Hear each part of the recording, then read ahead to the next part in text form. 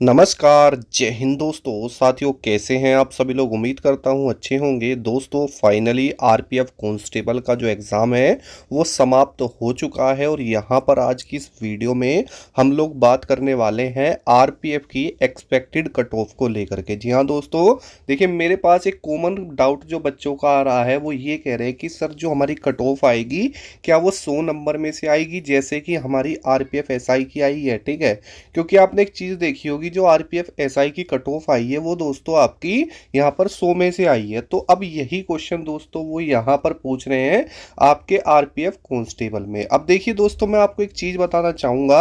यहाँ पर जो हम एनालिसिस करेंगे ना, एग्जाम लेवल को लेकर करेंगे, कंपटीशन लेवल को करेंगे, साथ ही कितनी कट ऑफ जा सकती है। और अगर हम यहाँ पर 100 में से जाने कि अगर हमारी जो कट ऑफ है वो 100 में से जाएगी तो कितनी जा सकती है, और अगर जो हमारी 120 में से जाने तो कितनी जा सकती है। ठीक है, अब देखिए दोस्तों, एक चीज़ मैं आपके सामने क्लियर करता हूं। देखिए दोस्तों, जो आपकी, अगर मैंने एक छोटा सा अंदाजा लगा लिया कि यहाँ पर जो आपकी आरपीएफ एसआई की कट ऑफ गई थी ना दोस्तों, ठीक है, मान के चलो एग्जाम्पल के लिए 75 गई थी आउट ऑफ 100, मतलब ऐसा मानना। वैसे वो 100 में से जाती नहीं है, वो आपकी 100 में से 75 जनरल की मान ली। और ये जो दोस्तों आपकी गई है ना, ये परसेंट में है। किस में दोस्तों? परसेंट में नहीं, प्रतिशत में गई है।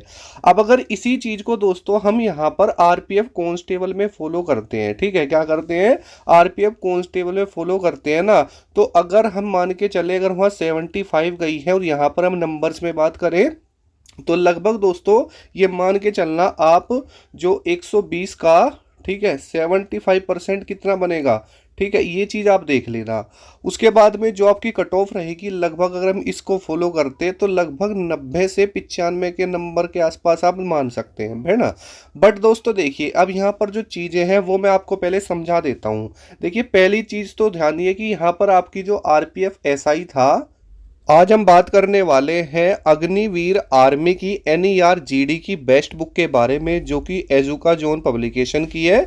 दोस्तों ये आपकी काफ़ी अच्छी किताब है। इस किताब में जो बेहतरीन चीज़ें हैं ना, देखिए सबसे पहले तो आपको यहाँ पर सोल्ड पेपर देखने के लिए मिलेगा जो बिल्कुल रियल पेपर है। उसके बाद में 2450 से भी ज़्यादा एमसीक्यू क्वेश्चन है, 50 इसमें प्रैक्टिस सेट है, वो भी बिल्कुल सोल्यूशन के साथ में, और ट्रिकी सोल्यूशन आपको देखने के लिए मिलेंगे। और according to your syllabus complete किया गया है, कोशिश की गई है कि 100% इसमें कवर हो जाए। ठीक है दोस्तों, इस किताब को बेस्ट टीम के द्वारा तैयार किया गया है और आपके एग्जाम के पॉइंट ऑफ व्यू से बहुत ज़्यादा इंपॉर्टेंट है। जो जो चीज़ें आपके एग्जाम में सीधे तौर पर पूछी जाती है ना, वही चीज़ें इसमें कवर हैं।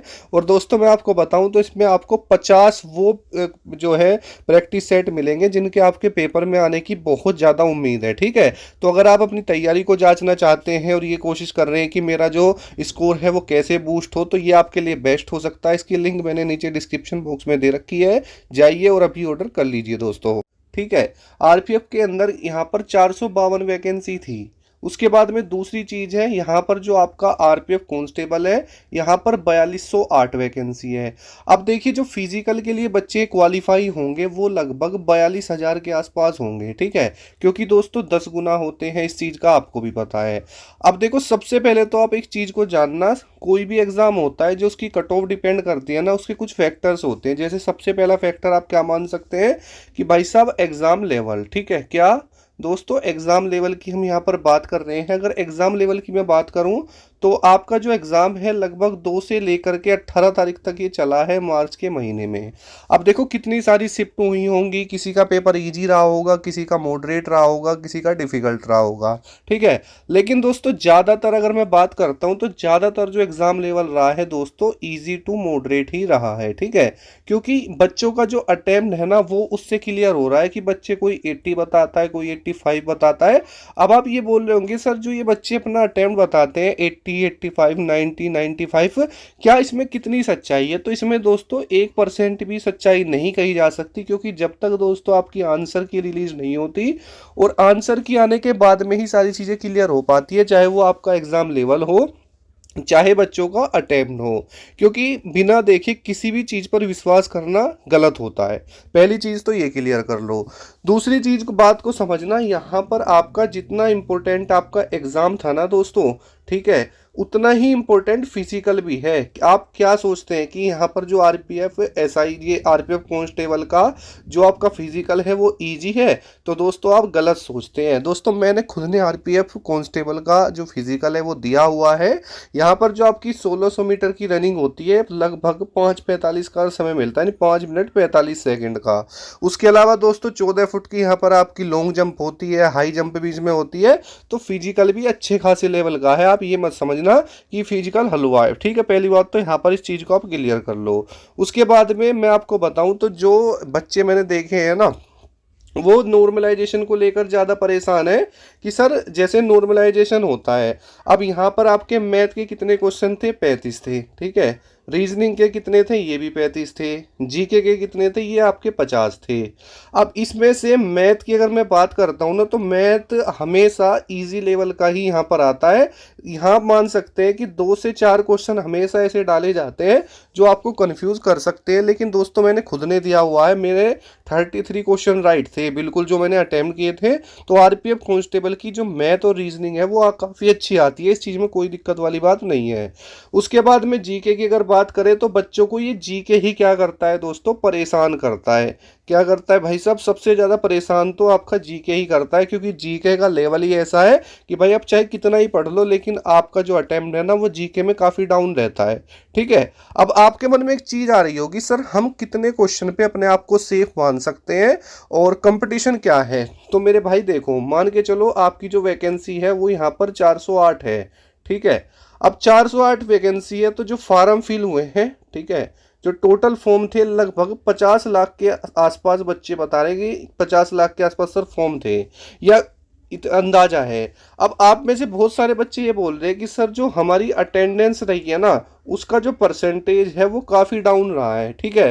तो इस चीज़ को अगर मैं आपकी क्लियर करूँ ना, तो इस डाउट को आप अपने दिमाग से निकाल दो कि सर परसेंटेज डाउन रही है तो आपका कंपटीशन भी डाउन है। क्योंकि मेरे भाई अगर किसी की तैयारी मान के चलो 100% है ना, अच्छी तैयारी है, तो भाई वो पेपर कभी भी नहीं छोड़ेगा। बहुत ही ज़्यादा जो है रेयर केस ऐसा होता है कि वो अपना पेपर छोड़ दे, या तो उसका कहीं और सिलेक्शन हो गया होगा, ज्वाइनिंग होगी या फिर कुछ और रीज़न हो सकता है। अगर आप 50 लाख में से मोटा मोटी तौर पे भी 20 लाख बच्चों को भी अगर दोस्तों बाहर करते हो, एग्जिट करते हो ना, तो भी दोस्तों 30 लाख बच्चा बच जाता है। और 30 लाख बच्चा दोस्तों कम नहीं होता, इस चीज़ को मैं आपको पहले से ही बोलता आ रहा हूँ, ठीक है।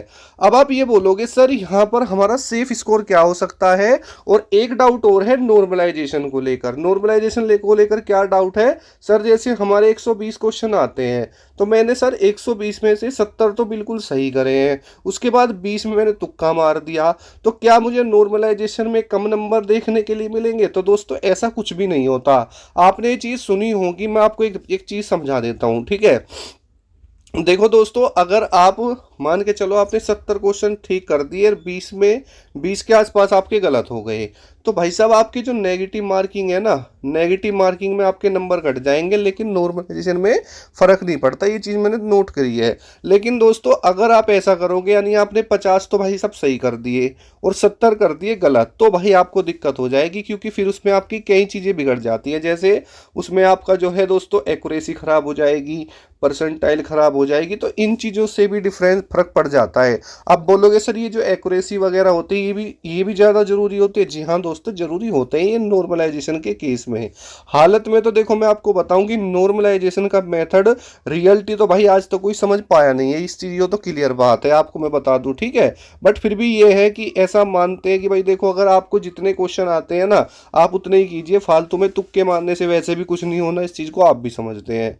अब देखिए मैंने दोस्तों एक जो है डाटा जो कलेक्ट किया था, तो लगभग मेरे पास में जो हमारे ऑफलाइन बच्चे हैं उसमें से भी 10 कैंडिडेट मुझे ऐसे मिले थे जो यहाँ पर अपना मॉक टेस्ट देते थे ना, तो 80 के आसपास ही उनका अटेम्प्ट रहता था। लेकिन दोस्तों रियल पेपर में वो 87 88 तक करके आए हैं। यानी दोस्तों इसका क्या मतलब है, कहीं ना कहीं पेपर का लेवल थोड़ा सा ईजी था। मैं ये भी नहीं कहता कि सारी ही शिफ्टें ईजी थी, लेकिन कुछ शिफ्टें ईजी थी।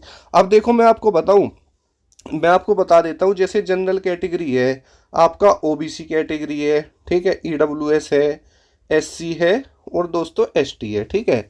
अब इनकी जो कट ऑफ है ना, मैं आपको बताऊं, कभी भी आप देखना प्रीवियस उठा लेना कभी कभी दोस्तों ये भी देखा जा सकता है कि जो कट ऑफ है ना, जनरल और ओबीसी में ज़्यादा डिफरेंस नहीं रहता।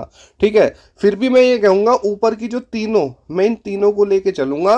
अगर आपका अटेम्प्ट 85 से 90 के बीच में है, अब आप बोलोगे सर इतनी ज़्यादा नहीं है भाई, वो अगर मैं 100 के हिसाब से भी लेके चलूँ ना, परसेंट के हिसाब से भी, तो भी दोस्तों 90 आ रहा था, मैंने आपको स्टार्टिंग में ही बताया है। ठीक है, तो लगभग अगर इतना अटेम्प्ट है तो आप अपने आप को सेफ मान सकते हैं। उसके अलावा जो एससी वाले हैं लगभग 75 से लगभग यहाँ पर आप मान के चलना 78 के आसपास तक, और जो एसटी है लगभग दोस्तों 70 से 74 क्वेश्चन के आसपास। ठीक है, तो अगर आप इसके बीच में हैं, आपके क्वेश्चन इतने ठीक हुए हैं, तो आप सेफ मान सकते हैं। बाकी कमेंट सेक्शन में कमेंट करके जरूर बताना कि आपने कितने क्वेश्चन को अटेम्प्ट किया है। मिलते हैं नेक्स्ट वीडियो में। जय हिंद, वंदे मातरम।